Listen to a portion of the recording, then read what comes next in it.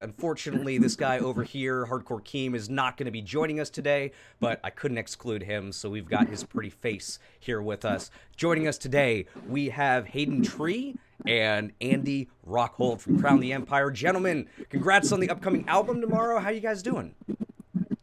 Thank you. We're doing good. We just got to Seattle, getting ready for a show. Yeah, I know you Very guys are excited. on the road right now, Seattle, Portland after that. And I know you guys have been on the road for a while, actually. I actually get to say that I saw you at your very first ever stadium show, because I got to catch the Knotfest Road Show in Nashville. Just real quick before we start, tell us a little bit about that road show, playing in a stadium, and how that tour went for y'all. That was magical. It felt like a dream. I still don't believe it happened until I look back at video footage of it. It was awesome. We had initially, we started the tour in a van and trailer, but we were just so lucky to be there. We just didn't care. We're like, all right, day one, we pull into the stadium. I'd never seen a production so big before. We'd have a guitar tech, a drum tech, merch guy, and that's pretty much it. And I had seen 59 different individual moving parts behind. They had a jam room. It felt like a whole, well-oiled machine. And I was like, I've never seen anything at this caliber before. And then that show was, it was crazy seeing we were in the locker rooms for the hockey team. I was like, there was ice baths backstage and stuff like that. I was like, this is. They gave us a Nashville jersey, the Nashville Predators jersey. Yeah. John, They gave us They a made red us a jersey. custom Fuck Predators yes. jersey with their name on the back. It's cool. That's Yeah, amazing. just, it was a. Oh, go! I was about to say, I used to cover the hockey team there in Nashville, and to have your first stadium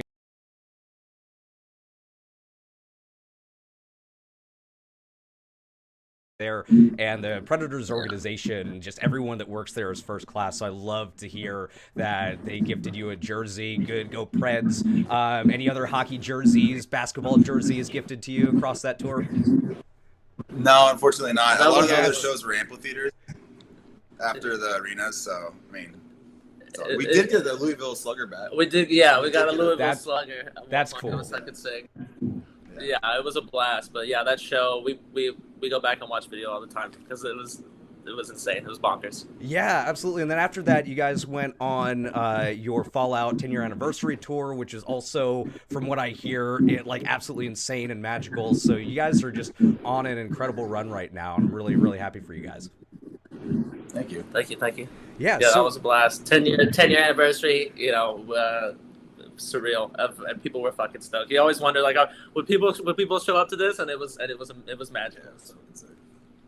yeah, I imagine so. And now you guys get to turn the page and focus on this new album, Dogma. So we're gonna listen to three tracks from this album, everybody, including Modified, which is going to be premiered right here on this channel. You can hear it before the album goes live tomorrow. Before we talk about, before we get into the music, guys, I'm curious as far as what you think was the biggest difference in the creation, recording, just overall process of this album compared to Sudden Sky. Because obviously that album came out in 2019. There's been a whole lot of change and upheaval, not just for yourselves, but for the whole world. So I'm curious, what was the biggest difference between the two, in your opinion? Andy, we can start with you.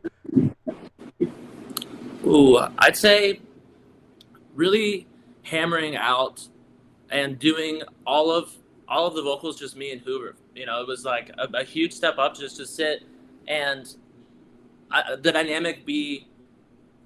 I don't know. After 10 years of experience with each other, going into the studio is always like, do I still know how to do this? It's just like the first show of any tour. I've done it 1,000 times, but we never know where it's gonna go, how the flow is gonna be. And I think me and Hoover just crushing vocals back and forth. There would be a day where we had so many instrumentals sitting around. We're like, okay, I'll come back. I'll just work on something, come to the studio. People are like, holy shit, this is great. Hoover comes into the studio next day, completely finished fucking song back to back, and was just hammering out these things. It was just the first time that, the OG three from high school were, I felt like, oh damn, we're actually grown men. I actually have wisdom now. Even though I still feel like I have no idea what I'm doing all the time, seeing the end result, seeing everybody kind of rise and have that next chapter be a universal thing for everybody, especially coming out of COVID, coming out of just being a touring act for so long. I think the dynamic had to change for the band, and you know, coming out and seeing everybody get a little bit stronger out of it, it was like, look at us go, you know. Yeah, that's an incredible point. I love the fact that, 10 years into your career, like, yeah, we don't know what we're doing, but we're just doing it because, like, that's the secret of life, everybody. Nobody knows what the fuck we're doing, right? We're just kind of going along with everything. And, yeah, I mean, like, because looking back on it, it's sometimes hard for me because, I imagine we're about the same age, right? And kind of, like, lived our lives and similar things. And, yeah, it is hard to think about, like, holy shit, like Crown has been around for 10 years now. Like you guys, this is your 5th album. You're not like new upstarts anymore. You're veterans of the scene and everything like that. Hayden, what about you, my friend? Like, what do you think in your mind was the biggest difference between Dogma and Sudden Sky? I mean, Andy put it pretty well, but I will say, I remember, because we had 2 rooms, right? So we had the one room, which was like where we actually recorded everything. It was like our producers, Zach and KJ, and then me, the majority of the time, we're sitting in that room working on instrumentals and like we're like grinding out different parts of the songs and stuff like that. And simultaneously, Brandon and Andy were sitting in this other room, right, like across the hall, just working on vocals all day. And so like every now and then we'd just be switching back and forth, being like, hey, here's this song, work on this. And they'd be like, oh, I got this idea. And then they flip their vocals back to us and we start writing instrumentals around that. It was cool. It's very collaborative. And I think that's the most collaborative we've ever been on any record.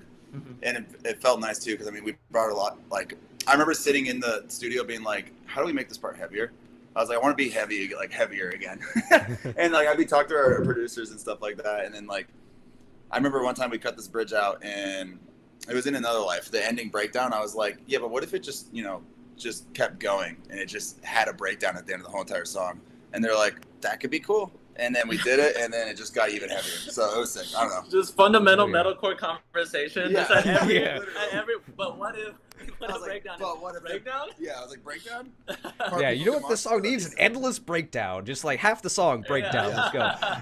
No, but that's great to hear, because like, some bands, after a few albums, things start to kind of peter off a little bit or things move. So it's good to hear that you like, this is kind of like new life for y'all, right? Hearing that this is a more collaborative album with this and it kind of just, you worked off of each other is really cool. And I'm sure that for long-time Crown the Empire fans, it's going to be a treat to get this album in their ears after, 5 years now, it seems like? Can't be that long. There's no way it can be that long. Something around that. I feel 500 years old on the inside.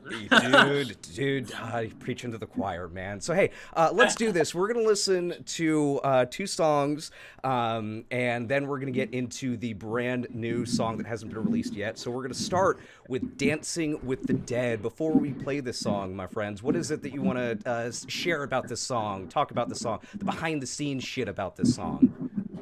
It's the first song we ever made as a band that has no singing in it. Fuck yeah. That's the big. I think that's probably the heaviest song we've ever had. Period. Right. Totally. Yeah. Cool. Yeah, that was it was a huge moment. It was we're like, we've had the opportunity to have a bunch of heavy parts and a lot of singing, but we're like, fuck it, let's just push the boundary as far as we can go in either direction. Just like, what if there was just none at all and we just wanted 100% just fuck you energy? I don't know if I could say that on the Snotfest, but well, you did. You know so, but no, it's totally cool. You can curse. But yeah, we just wanted an ass beater 100% through and through, and so that everybody else, we could still hang. Yep. Fuck yeah. Well, let's start with that ass beater then. This is track number 7 from the album. It's going to be track number 1 in your hearts, and we're starting it right now. My friends, this is Dancing with the Dead off Dogma by Crown the Empire. Let's hope. And you guys should be able to hear this. Yeah. There we go. Yeah, no weight to this one. It's just right in. Yeah. And let us know what you're thinking about this